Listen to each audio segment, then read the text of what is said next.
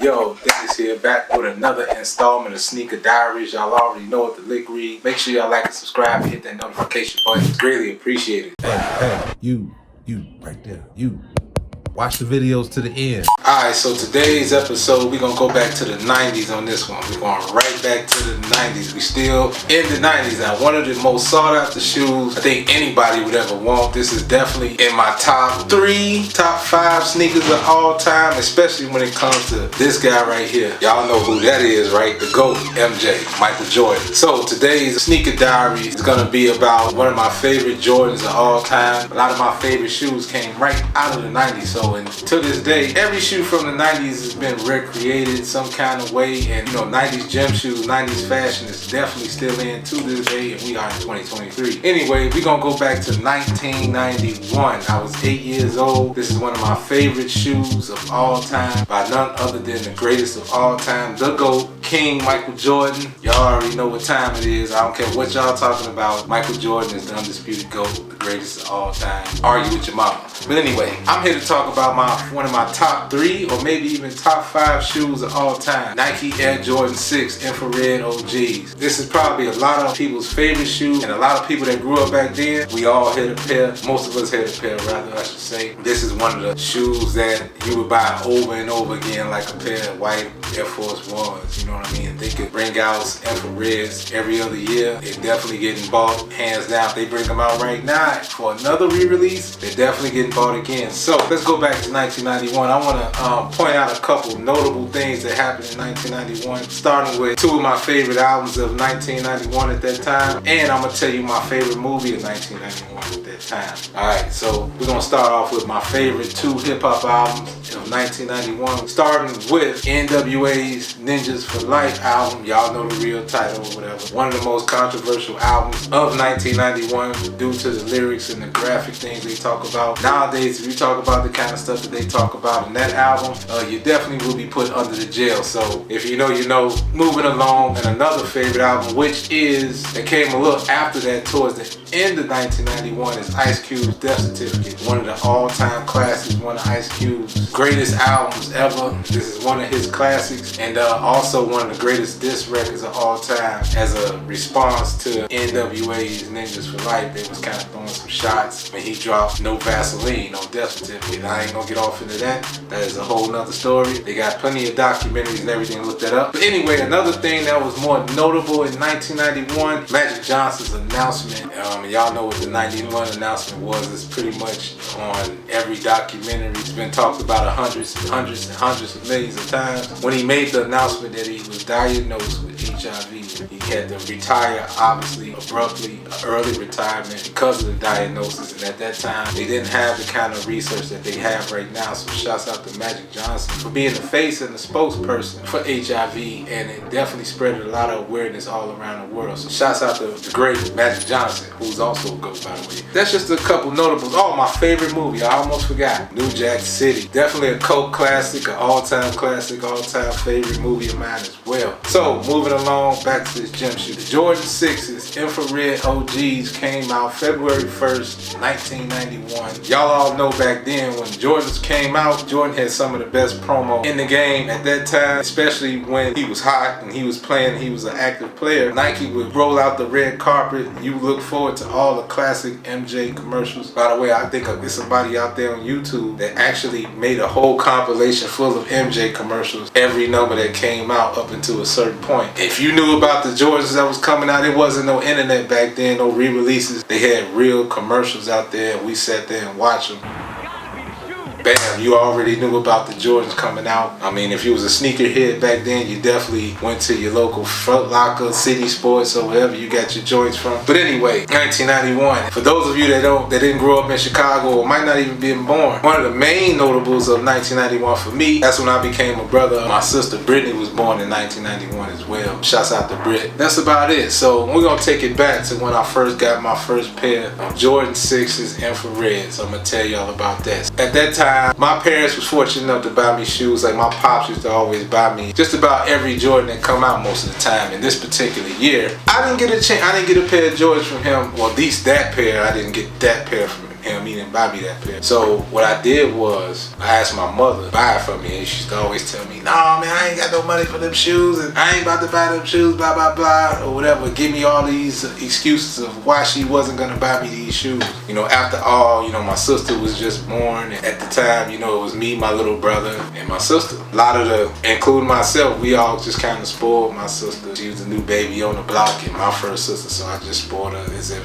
you thought that was my child, the way I would protect her and all those type of things. I do all my sisters like that. So with that being said, not when they came out, they were already out at the time. I didn't have a pair. I wanted a pair, you know, everybody wanted a fresh pair of Jordans to go to school in. That was one thing kids always cared about. We always cared about a fresh fit, fresh Jordans, brand new video game that's out, whatever the latest snacks or whatever the case. So it wasn't too much to please kids back then in the 90s. With that being said, we definitely, shoes was a big thing for I think all boys especially. Jordans was actually, you know, growing up in Chicago, a pair of Jordans was like a kid's Mercedes-Benz or 550. It was like the Maybach of gym shoes at that time. It wasn't so much as what's going on right now, kids. These are the original. And also 1991 marks Jordan and the Chicago Bulls. Y'all know the story. They struggled to get past the Detroit Pistons. This was the first year we actually got past the Detroit Pistons and went on to the NBA Finals for the first time. And y'all know how that story went. Not only that, I am an ultimate diehard Lakers fan as well. So this was like one of the dream matches you always thought about, especially back then. Michael Jordan went up against the great Magic Johnson. So it was MJ versus MJ. The Lakers wasn't fully healthy at the time, so this is without a James Worthy and without a Byron Scott. You know how it goes. This is the playoffs. You know, it is what it is. If you can't make it there, you get hurt. These things happen. The show must go on. The series went 5 games. It didn't go past 6 games. They capped them off in game 5. Thus, Mike winning his first championship. It took him 7 years to get it. So it was a pretty emotional time in Chicago at that time because, I mean, the first chip was actually won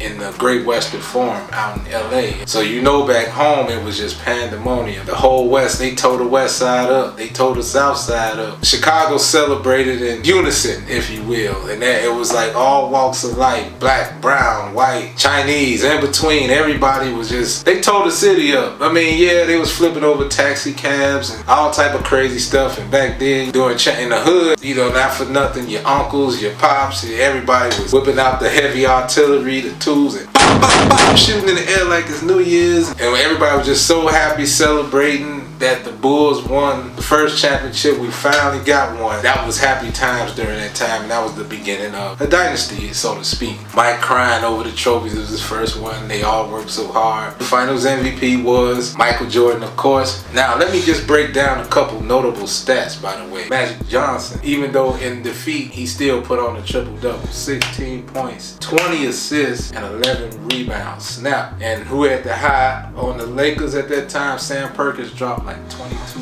points. You know what I'm saying? And on the Bulls side, Scottie Pippen led all scorers with 32 points, 13 rebounds, and chipped in 7 dimes. Michael Jordan, but you know, he was always relatively known to shoot first. Obviously, he was a scorer, but he never really got enough credit. He was actually a hell of a passer. And this was the first year he actually switched his game up and started to trust his players just to get over the hump. He ended with 30 points and 10 assists. He went off with a double-double and the win with the Finals MVP. And let me get a big shout out to John Paxson, who dropped 20 points as well. They won the championship June 12, 1991. And y'all already know this is like the first celebration in Grant Park for a championship win. Mayor Daley was the mayor of Chicago at that time. And believe me, Chicago put out all stops. If y'all saw it on TV, it didn't really do you no justice. Especially if you being from Chicago, you had to be at Grant Park front and center. And if you didn't make it, you wish you would have. But I'm telling you, it was happy times in the city around that time. And this is in the height of all the gang banging and all this type of stuff right now. Everybody put their guards down for this particular moment. Jordans always sold out. If you didn't get them, you didn't get them. Hopefully, you know, you didn't have the eBays, you didn't have StockX's and all these resellers that you see today. Shoot, you lie for nothing. I'm gonna keep it all the way real. You had dudes shoes, hitting trains and trucks and stuff like that, and coming up with these gym shoes. They were stealing and robbing for these shoes at the time. Back then, you would have got jacked for your Jordans. Like, on real talk, Jordans was a big deal back then, and to this day, they still are, obviously, because they worth more money than they was back then by the time they hit resale, or even the regular price these days. You know, like the Jordan 1s is sky high. Any Jordan that comes out on the retro side these days is high, so $220 and up and all type of stuff. And when I think about those shoes, I also think about growing up in Robbins. Back in them times, like, I like to call it the dope boy era.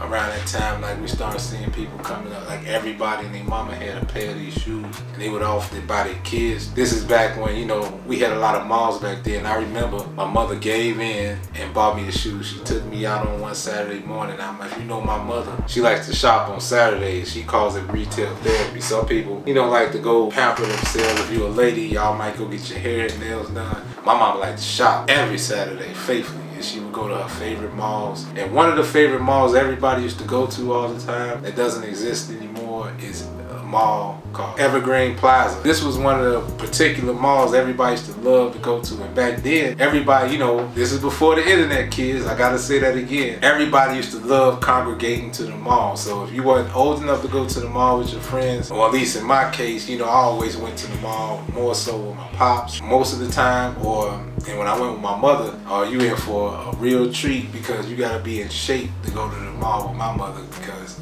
she's going to every store, she's walking around. I took it like a G because I wanted these Jordan 6s, so my mother says, I'm taking you to the mall. She took me to go get something to eat, and we went to the Foot Locker, and lo and behold, they didn't have my shoes at that time, so we ended up going to we went to a few Foot Lockers just to find that shoe, and we got that shoe. Man, I tell you, when I put them shoes on my feet, I was so happy, because it wasn't so much as going ahead and show off my shoes in the neighborhood. I cared about more so, man, putting them joints on when it was time to go to school, you know what I'm saying? Because everybody wanted to be fresh at school, especially to impress some little random fast-tailed girls back then, you know what I'm saying? You did it for the ladies back then when we was kids. So those days was fun. We went outside, we didn't dirty our shoes up too much. If you did, you probably got broke off. My pops didn't play that. He the one taught me, you know, how to look the part, keep your shoes clean, all that. And back then I used to beat my shoes up to oblivion, because I was all about being a kid and playing. So he really didn't like that, so he used to definitely get on my case back then. With that being said, man, I think I'm gonna end this story like that. Fast forward into now, there's been so many re-releases, I don't really think I need to bring it up for all my sneakerheads out there. I got a lot of friends that are sneakerheads. I didn't want to go off and do all the researches about the re-releases or anything like that.